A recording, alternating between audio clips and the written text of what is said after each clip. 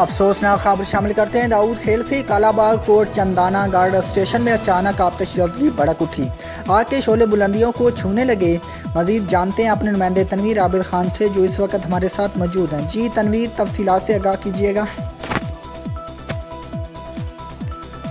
जी, Kalabagh कोटचंदना grid station, जिससे कालाबाग, शकरदरा, कोटचंदना, नासरीवाला, चापरी, जलालपुर, मंदाखेल और दीगर इलाकों को बिजली सप्लाई होती है, अचानक इस 132 केवी ग्रिड स्टेशन में खौफनाक आग के शोले भड़क उठे जो आसमान की बुलंदियों को छूने लगे, जिससे फौरी तौर पर बिजली की सप्लाई मुनक़ते हो गई है और अभी तक बिजली की तनसीबात इस आग से महफूज हैं और फायर ब्रिगेड की गाड़ियां आग बुझाने में मसरूफ़ हैं, जबकि आग से इर्द गिर्द की आबादी में खौफ व हरास पाया जा रहा है और अभी तक आग लगने की वजह मालूम नहीं हो सकी। जी।